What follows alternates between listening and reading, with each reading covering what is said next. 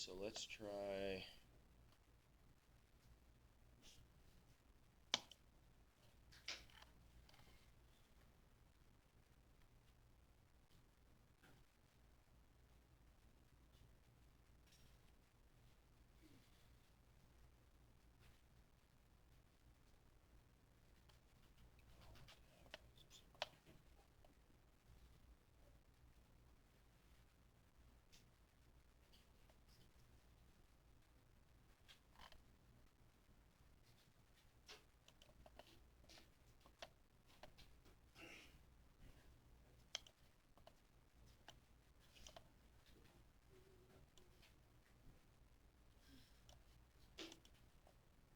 Okay, try this one.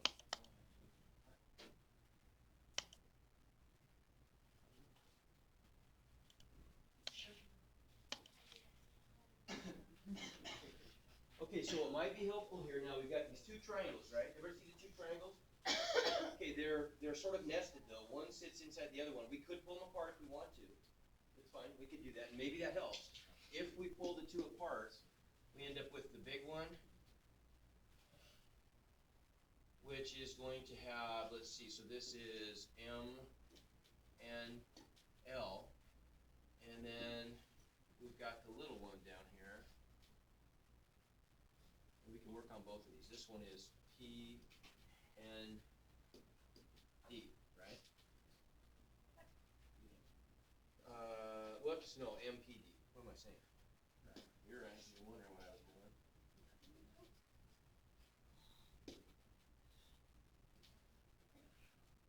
There we go. Okay. So are there any angles between the two that are congruent? Yeah, they share angle M, don't they? Right? So we know right away that that angle is congruent to itself, right? So what about the side lengths? Now, we want to set up a ratio here. We want to know, the question is this side, are this side and this side proportional to this side and this side, right? So we can just set up a proportion and see if it works, right? So our proportion is just going to look like this.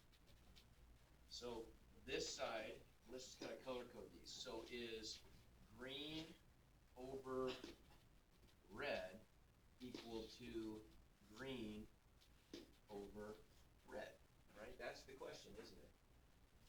So is LM over DM equal to MN over MP? That's the question. Okay. What do you think? Anybody tell me, what is the ratio of LM over DM? If you look up here, what do those congruence marks mean? They're the same, right? So that segment and that segment are the same. So they don't give us any numbers for those side lengths, right? But the question is, can you still tell me what the ratio is? How much bigger is that segment than that one? How are they related? Well, yeah, it's 2, isn't it? Because if those are the same lengths, then isn't this one just double that one? See what I'm saying? So that ratio then, this ratio is 2 to 1, right? Okay, what about the ratio down here? It's the same thing. Everybody see that? It's the same thing because those are also congruent. So MN over MP has got to be 2 to 1. This is twice as big, right? So what works?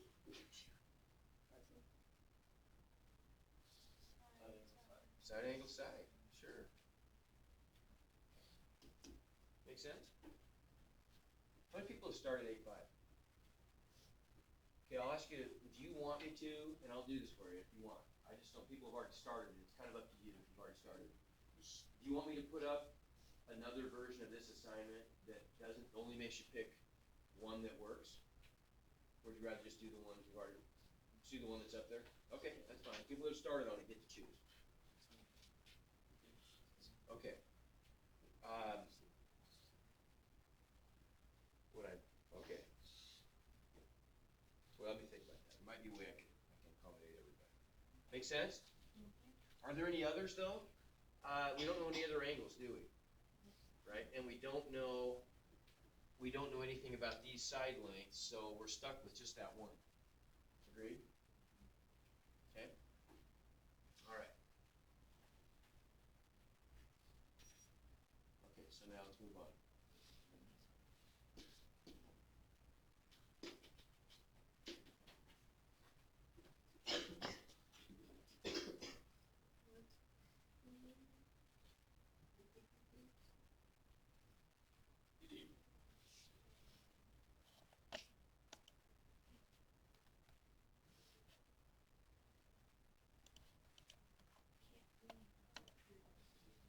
Why is it saying that?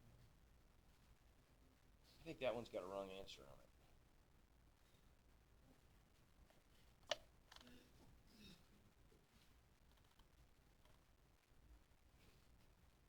Okay, I gotta.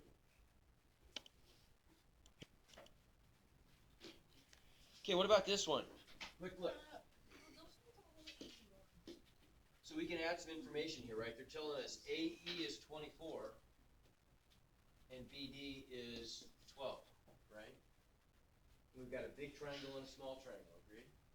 Okay, but look what else is going on. We've got the same kind of thing. I've got these congruence marks, so I know that that segment and that segment are the same length, and that segment and that segment are the same lengths, right? Okay. Are there any shared angles? Any congruent angles here between the big triangle and the small triangle? C. Yeah, they share angle C, right? So angle C is congruent to itself. Okay, so let's set up the side ratios. Let's look at AE over, because those are corresponding parts, right? So we'll go green over red.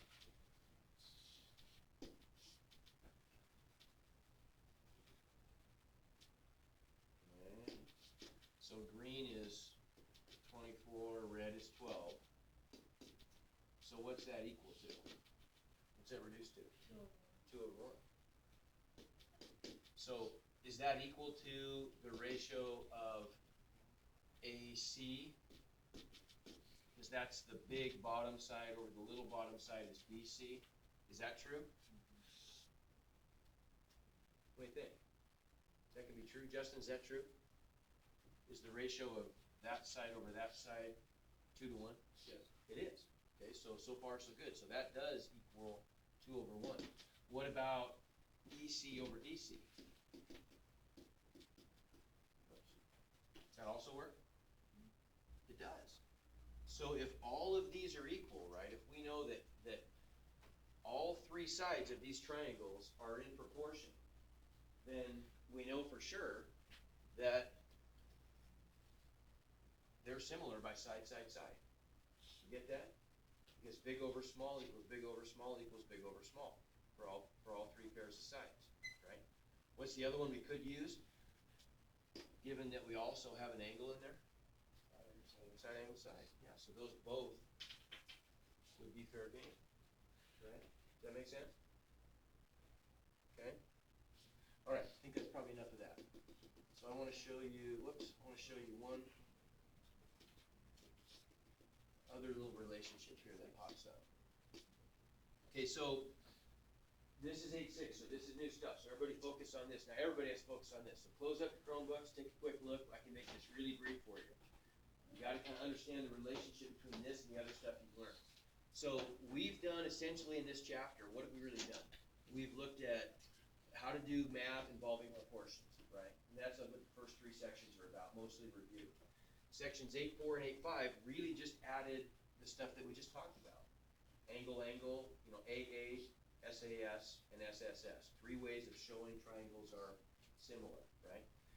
What this is going to add are a couple other ways that we can show that certain segments are similar that's a little bit different than triangles being similar, right? So what this says is if we've got this line that cuts through a triangle, a segment that cuts through a triangle parallel to one of the sides, then it's going to do something to the other sides of the triangle, right? Everybody see what's going on?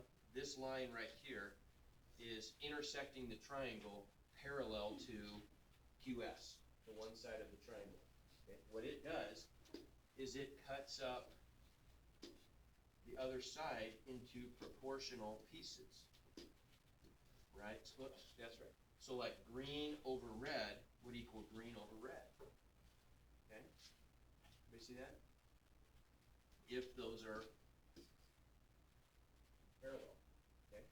What if we didn't know that those segments were parallel, but we were given that green over red equals green over red? What do you think that tells us about those segments? So right now this is saying, if we know that they're parallel, then we can show, then we know, we may not be given this, but we know that that proportionality exists.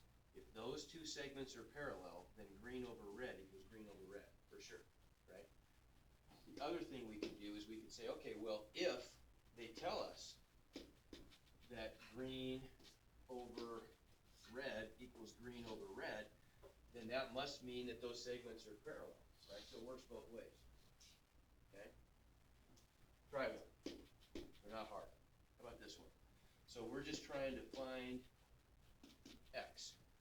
Okay, now they tell us something here. They tell us that AB is parallel to ED. So that's true. Right? So if those segments are parallel, then that must cut the other sides into proportional pieces. Okay? So Maisie, tell me what's a proportion that we can set up here? Something equals something.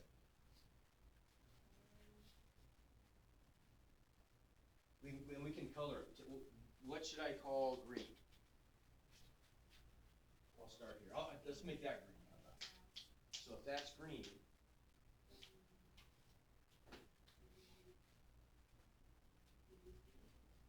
yeah, so that's green also, right? Okay, good. So that's red and that's red, right? Everybody see that? So green over red equals green over red, right? Okay, good. So then we just get x over 12, right? Equals 4 over 8. Right? You see that? How do I solve? I'm just trying to solve for x. What would I do? Cross multiply. And if I want to, I could even reduce this fraction. Does that fraction reduce conveniently? 1/2, right? So I could make this 1/2 instead. And then all I've got to do is I've got that cross product. Well, x times 2 is 2x equals that cross product, 12 times 1, because we're using that fraction now, right? Is 12. So what's x? 6. Okay, make sense? How can I check it? Plug it in. If I plug it in, 4 over 8 is proportional to 6 over 12, so it works. Right? Okay. So we can add one more piece to this, and it's really the same thing. In the book, they call this something different, but it's not. It's really just the same thing we did before. What if we, instead of making this a triangle, if we went back to the last picture, you see that I really could, if I wanted to, oops, one more back.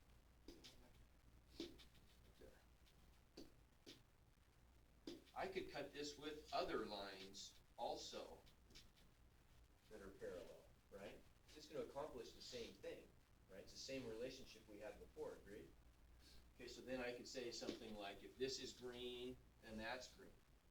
If that's red, then that's red. If this is orange, then that's orange. If that's purple, then that's purple, right? And I could say green over orange equals green over orange, right? Or I could say red over purple equals red over purple, right? Get the idea? So I can add extra parallel lines and just extend that relationship. So this is no big deal, right?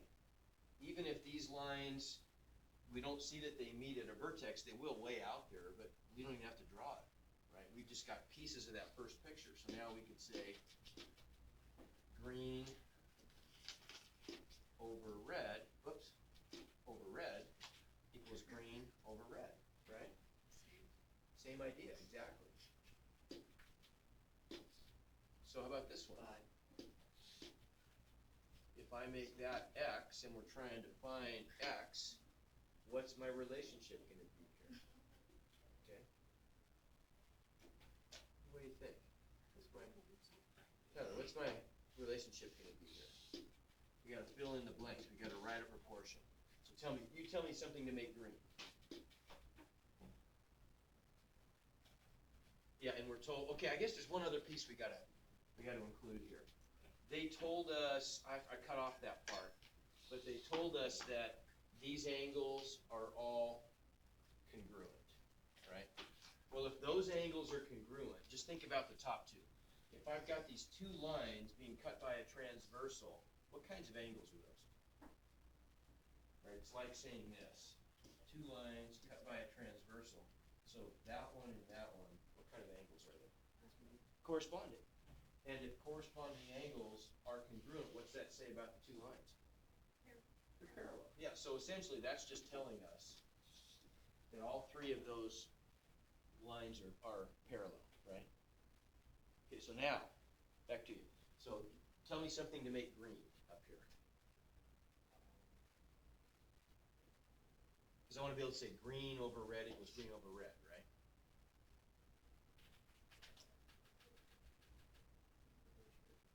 I'll get you started. ST. So what else has to be green then? PQ. Yeah. Okay. So then what's something to make red? Ah, good. Okay. Perfect. So we get green over red equals green over red, right? Good.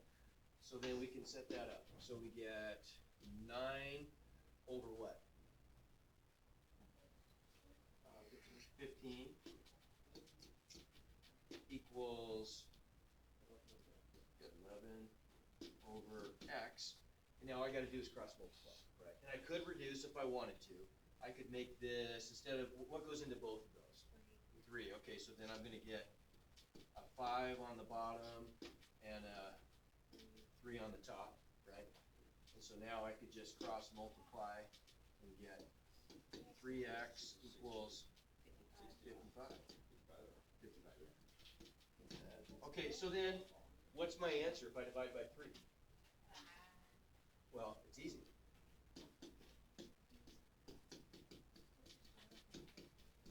55 thirds. That's it, right? That's an answer. That's a fraction. If they want a decimal, put it in your calculator. Okay? All right, so one other relationship we get. Last one. This is no big deal. It's the same idea. This time, though, we're looking at an angle bisector instead of a parallel line. So if we've got this ray that bisects one angle of a triangle, then we also know that it's going to cut the triangle up into proportional pieces, right? So we would then know that green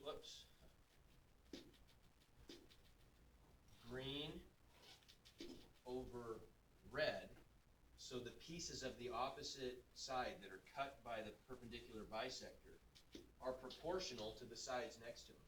So green over red equals green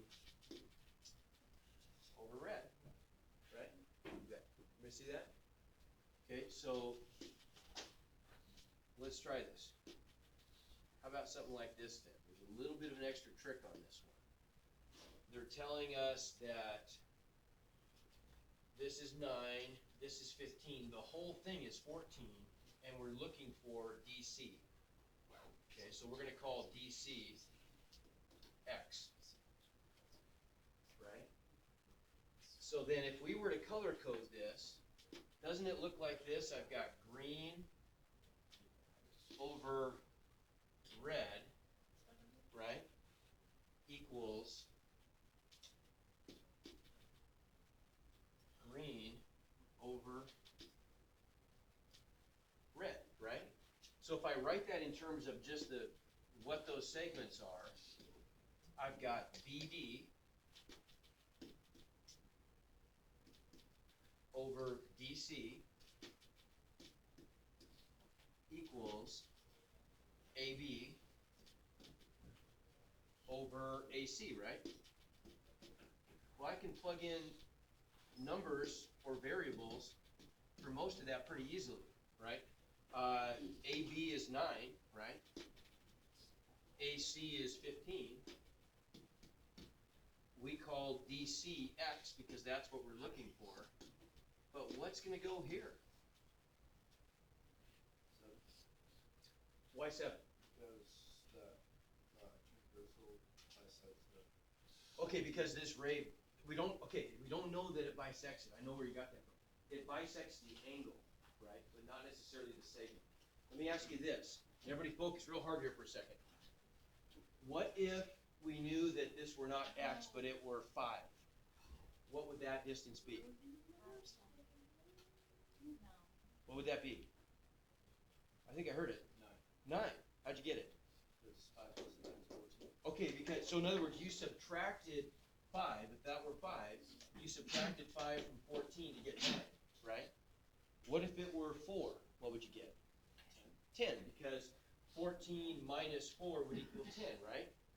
Okay, use that same pattern. It's not 5 and it's not 4, it's X. But what did we do before? We just subtracted this side length from the whole thing, from 14, right? So what's that going to be? 14 minus X. Everybody see that? Okay, so this segment right here just becomes 14 minus X. And that's our proportion. No big deal, right? It looks weird, but you've done some of these earlier in the chapter. We could reduce this fraction, 9 over 15. You already told me that becomes 3 over 5, right? So let's just do these cross products. So we get 5 times this whole thing, right, equals 3 times X. The mistake people make sometimes is they don't distribute the 5. If we distribute the 5, we just get 70 minus 5x equals 3x. What are the steps I'd go through to solve this? Add 5x. Divide by 8. We're done. All right, so x equals 70 over 8. If we want to reduce that fraction, that would be, what, 35/4 if I divide both by 2? Or maybe a decimal if they ask for a decimal. Get the idea? Okay, good. We're good to go. All right, turn those Chromebooks in.